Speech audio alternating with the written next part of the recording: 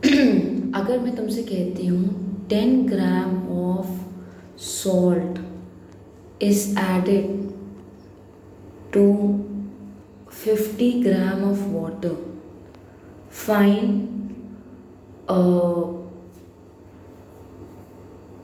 Percentage of solute. तो देखो 10 मतलब mass of solute upon mass of solution करेंगे। ये तो सल्यूट है, ये सॉल्वेंट है, तो सोल्यूशन कितना हो जाएगा 60 इंटू 100।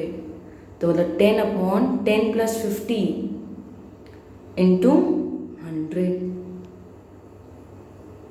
आया समझ में? 50/3%।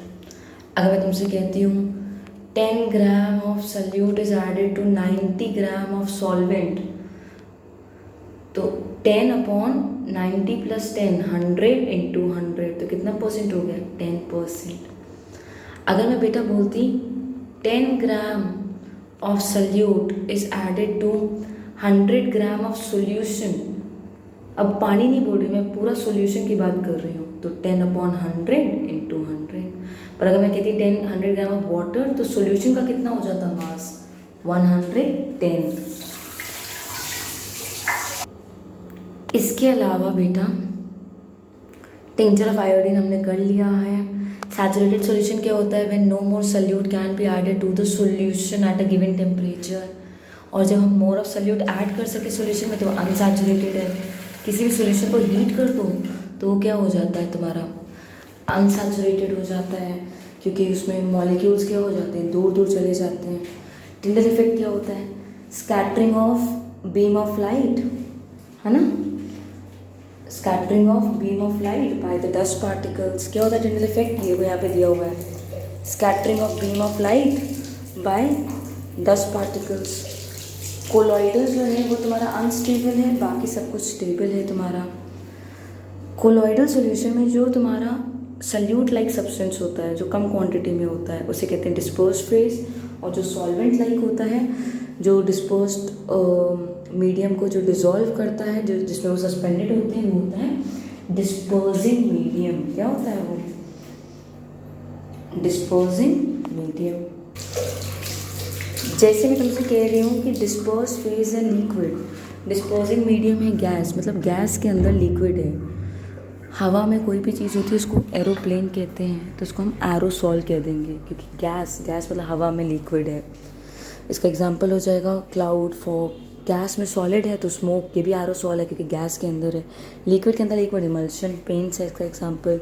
लिक्विड के अंदर गैस, लिक्विड के अंदर गैस फोम होता है जैसे शेविंग क्रीम। लिक्विड के अंदर सॉलिड, ये सॉल होता है जैसे मड वगैरह, है ना। सॉलिड के अंदर गैस, फोम है इसका एग्जांपल, स्पॉन्ज वगैरह। सॉलिड के अंदर लिक्विड, जेल, जेली है इसका एग्जांपल। सॉलिड के अंदर सॉलिड, जेमस्टोन्स होता है, सॉलिड सॉल। इसके अलावा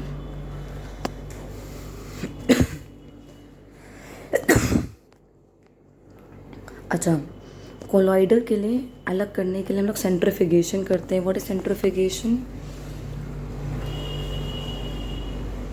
when a colloidal solution is spun rapidly, spun मतलब उसको मिक्सी में चला दो या कहीं पर वॉशिंग मशीन में चला दो, so the lighter particles are forced to the bottom and the heavier particles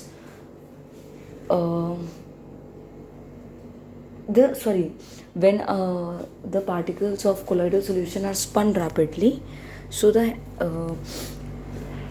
heavier particles are forced to the bottom and the lighter particles float on the top.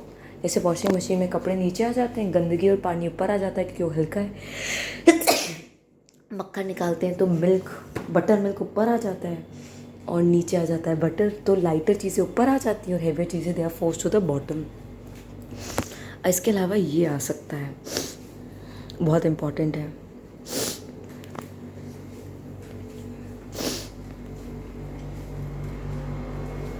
ये देखो, वो पूछ रहा है कितने mass of potassium nitrate would be needed to produce a saturated solution of potassium nitrate in 50 grams of water at 313 kelvin. और ऊपर दिया है कि जो प्रज्ञा है इसने 100 ग्राम में बनाया है, तो पहले 313 केल्विन पे आओ और पोटेशियम नाइट्रेट पे आओ। ये 62 है। इसका पहले तुम निकाल लो परसेंटेज। कैसे निकालोगे? 62 ग्राम सल्यूट है, पानी है 100 ग्राम, तो टोटल कितना हो जाएगा सॉल्यूशन? 162 इंटू 100। ये क्या आ गया तुम्हारा? परसेंटेज आ गया। अब परसेंटेज तो हमारा ये आ गया इज इक्वल टू, अब वो क्या कह रहा है, कितना मास चाहिए होगा हमें नहीं पता। जब 50 ग्राम्स पानी है तो मतलब x हो गया। अब ये 50 ग्राम पानी है, इसमें हमें नहीं पता हम कितनी क्वांटिटी डाल रहे हैं, x, तो टोटल कितना हो गया? x upon 50 plus x plus 50 into 100। 100 से 100 क्या हो गया? कट गया। तो 62 upon 162 is equal to x upon x plus 50। Solve कर देंगे इसको क्रॉस क्रॉस करके। तो ये जो दिया हुआ था, जैसे मान लो 40 का दिया हुआ है, तो ये दिया हुआ है 40 अपॉन 140 इंटू 100। ये आ गया परसेंटेज। अब मान लो 50 ग्राम में पूछ रहा है, तो अब हमने परसेंटेज निकाल लिया, वो वही रहेगा। अब ये 50 ग्राम पानी में हम कितना डाल रहे हैं? x upon x plus 50 into 100। बस अब हम लोग सॉल्व कर देंगे। 100 से 100 कट गया, इधर उधर क्रॉस कर दो। आगे अगर वो कह रहा है कि ये जो सैचुरेटेड सॉल्यूशन है इसको कूल कर दिया तुमने, अब तो कूल कर दोगे तो क्या होगा? देखो, गर्म करोगे तो अनसैचुरेटेड हो जाएगा, ठंडा करोगे तो क्या हो जाएगा? क्रिस्टल्स बन जाएंगे। ऐसी क्रिस्टलाइजेशन होता है। जब हमें किसी चीज़ के क्रिस्टल्स चाहिए होते हैं तो पहले सैचुरेटेड सॉल्यूशन बनाया जाता है, तो इसको ठंडा कर दिया जाता है, तो ठंडा कर दिया जाता है, उसी चीज़ के प्योर क्रिस्टल्स मिल जाते हैं। फिर वो नेक्स्ट कह रहा है 293 केल्विन पे हर एक सब्सटेंस का बताओ कि कितना उसका वो है मास सॉल्युबिलिटी है। तो कैसे करेंगे? 32 अपॉन 100 था तो 132 इंटू 100, दूसरे का 36 अपॉन 136 इंटू 100, तीसरे का 35 अपॉन 135 इंटू 100, चौथे का 37 अपॉन 137 इंटू 100, क्योंकि 100 ग्राम है। अगर ये 50 ग्राम होता तो क्या करते? 32 अपॉन 50 प्लस 32, 82 इंटू 100। अगर टेम्परेचर बढ़ा देंगे तो सॉल्युबिलिटी क्या हो जाएगी? बढ़ जाएगी। ख़त्म हो गया। इसके अलावा तुमने मुझसे पूछा था अगर कोई चीज़ राउंड होती है, जैसे मान लो कि अगर मैं आधा सर्कल ले रही हूँ, आधा यहाँ से लेकर यहाँ तक जा रही हूँ, आधा सर्कल चल रही हूँ, तो मेरा डिस्टेंस क्या हुआ? 2πr upon 2। डिस्प्लेसमेंट क्या हुआ?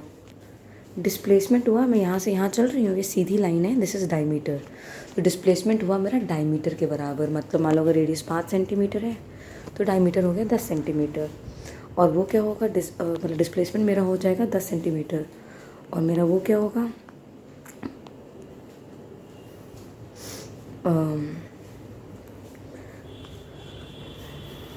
डिस्टेंस क्या होगा? 110 अपॉन 7 सेंटीमीटर। अगर मैं पूरा राउंड चक्कर ले रही हूँ तो मेरा डिस्टेंस हुआ 2πr, बट डिस्प्लेसमेंट क्या हुआ? मैं यहाँ से गई यहीं वापस आ गई, तो डिस्प्लेसमेंट हो गया 0। और जब हम राउंड घूमते हैं तो हम कहते हैं कि बॉडी इज़ एक्सेलरेटिंग, चाहे उसकी स्पीड कांस्टेंट हो। क्यों? क्योंकि उसका डायरेक्शन बदलता रहता है। डायरेक्शन क्या होता रहता है? बदलता रहता है। तो या तो स्पीड बदले या डायरेक्शन बदलेगा कॉन्स्टेंटली, तो हम कहते हैं कि बॉडी इज़ एक्सेलरेटिंग। चाहे स्पीड कांस्टेंट है पर डायरेक्शन बदल रहा है। जब कोई चीज़ राउंड घूम रही है तो body said to be in मतलब यूनिफॉर्म मोशन में बॉडी एक्सेलरेट करती है। ये MCQ में आएगा कि सर्कुलर मोशन में चाहे स्पीड कांस्टेंट है तब भी बॉडी को क्या कहते हैं? एक्सेलरेट हो रही है बॉडी, क्योंकि उसका डायरेक्शन बदलता रहता है।